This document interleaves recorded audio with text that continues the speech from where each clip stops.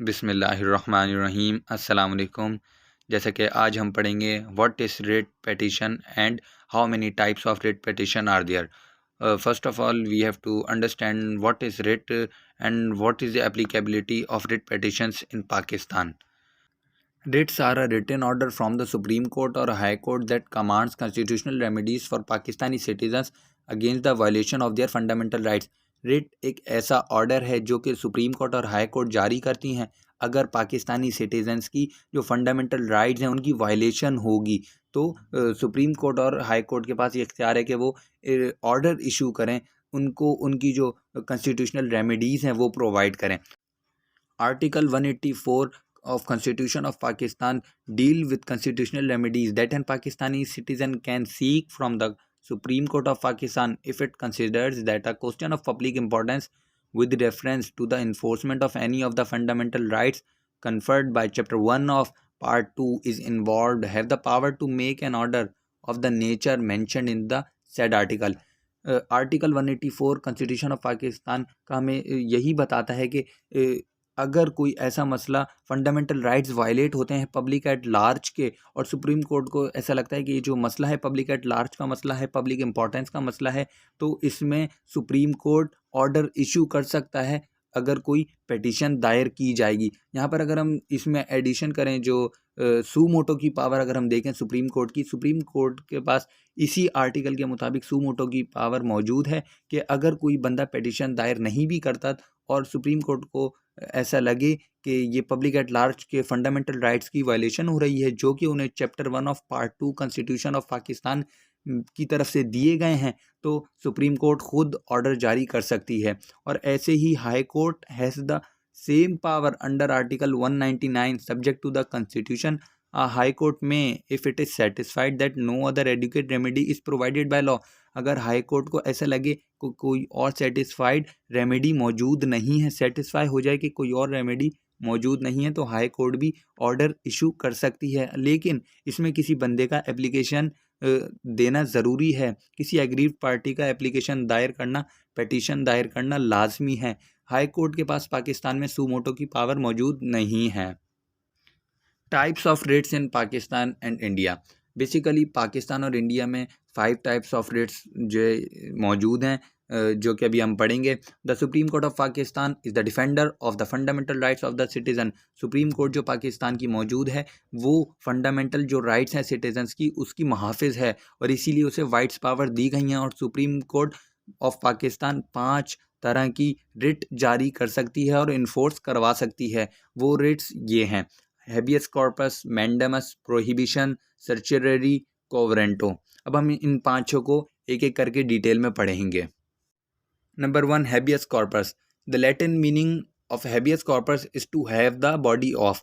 इसके जो मायने हैं, लिटरल मीनिंग है वो ये है कि बॉडी को पेश किया जाए। This writ is use to enforce the fundamental right of individual liberty against unlawful detention. ये रिट उस वक्त और इन्फोर्स करवाई जाती है जब किसी बंदे की इल्लीगल डिटेंशन की जाए। इल्लीगली किसी बंदे को किसी अथॉरिटी ने या किसी पब्लिक अथॉरिटी ने या किसी इंडिविजुअल ने किसी बंदे को इल्लीगली तौर पर, अनलॉफुल तौर पर डिटेंड कर लिया हो तो हम कोर्ट से कहते हैं कि उसको इल्लीगल डिटेंशन को ख़त्म करवाया जाए। Through habeas corpus supreme court and high court orders one person who has arrested another person to bring the body of the latter before the court. अगर किसी बंदे ने चाहे वो पब्लिक हो या फिर कोई प्राइवेट इंडिविजुअल हो, उसने बंदे को इल्लीगली तौर पर डिटेंड कर लिया है तो सुप्रीम कोर्ट उसे ऑर्डर देती है या हाई कोर्ट उसे ऑर्डर देती है कि आप उसकी बॉडी पेश करें। सुप्रीम कोर्ट और हाई कोर्ट ये रिट पब्लिक और प्राइवेट दोनों अथॉरिटी के खिलाफ जारी कर सकते हैं।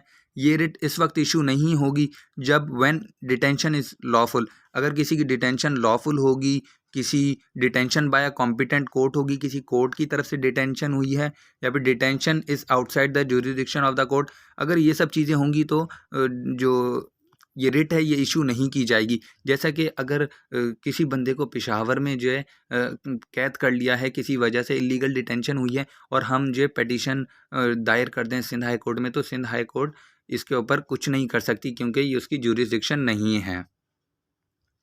नंबर 2 पर हमारे पास आ जाता है mandamus. The literal meaning of this writ is we command. Basically इसके मायने हैं वी कमांड, हम ऑर्डर देते हैं, हम हुक्म देते हैं। This writ is used by the court to order the public official who has failed to perform his duty और refuse to do his duty. ये बेसिकली ये रेट उस वक्त इशू की जाती है, कोर्ट, सुप्रीम कोर्ट या हाई कोर्ट उस टाइम ऑर्डर देती है जब कोई बंदा या कोई पब्लिक ऑफिशियल अपना काम करने से कासिर हो जाए या अपना काम करने से मना कर दे, तो हम उसे उसका काम करने का ऑर्डर दिलवाते हैं। लेकिन पब्लिक ऑफिशियल्स के खिलाफ ये इशू नहीं की जा सकती, एडमिनिस्ट्रेटर्स के खिलाफ ये इशू नहीं की जा सकती, और बाकी जितने भी पब्लिक सर्वेंट्स वगैरह हैं, कॉरपोरेशन, इंफीरियर कोर्ट्स, ट्रिब्यूनल और जितने भी गवर्नमेंट के मेम्बरान हैं, उनके खिलाफ ये रेट इशू की जा सकती है। On number third we have prohibition.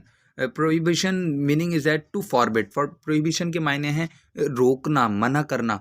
जो हायर कोर्ट होती है वो नीचे वाली कोर्ट को मना करती है कि ये आपका काम नहीं है, आप ना करें। When any authority do illegal thing we ask court to stop them. अगर कोई ऐसा काम करता है जो कि उसकी ज्यूरिसडिक्शन में मौजूद नहीं है, तो हम कोर्ट को रिक्वेस्ट करते हैं कि वो उसको इस काम करने से रोकें, क्योंकि वो उसकी ज्यूरिसडिक्शन नहीं है। It directs inactivity. हम इसमें डायरेक्शन देते हैं कि ये जो आप काम कर रहे हैं ये इनएक्टिविटी है, ये आपका काम नहीं है। On number 4 we have quo warranto. The literal meaning of quo warranto: by what authority or warrant, under what authority you are holding this office. Supreme court या हाई कोर्ट इसमें ऑर्डर इशू करते हैं। Illegal तौर पर अगर कोई public office hold कर रहा है तो हम उससे लीगलिटी मांगते हैं कि भाई अगर आप कह रहे हैं कि मैं इस ऑफिस को होल्ड करता हूं, मैं इस ऑफिस का मालिक हूं, तो आप ये तो बताएं हमें आप किस तरीके से इस ऑफिस के मालिक हैं, आप इस ऑफिस को होल्ड करने के लिए एलिजिबल हैं भी या नहीं। On number 5 we have certiorari.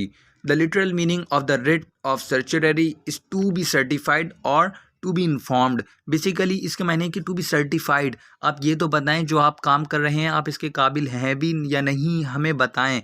This writ is used by a court higher in authority to a lower court or tribunal ordering them either to transfer a case pending with them to itself or quash their order in a case. इसमें high court नीचे वाली court को order देती है जो आप काम कर रहे हैं ये आपकी अथॉरिटी में नहीं है, या आप ट्रांसफ़र कर दें या इसे विड्रॉ कर दें। It is issued on the ground of an excess of jurisdiction और लैक ऑफ जुरिसडिक्शन और error of law. It not only prevents but also cures for the mistake in the judiciary.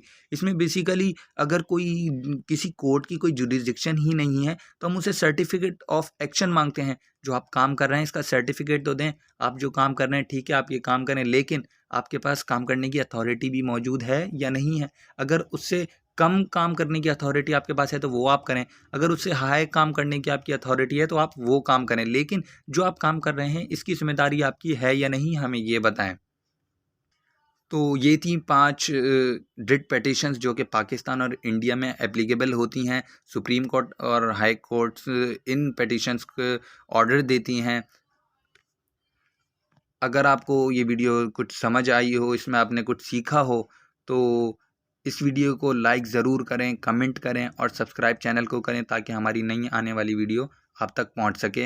अल्लाह हाफ़िज़।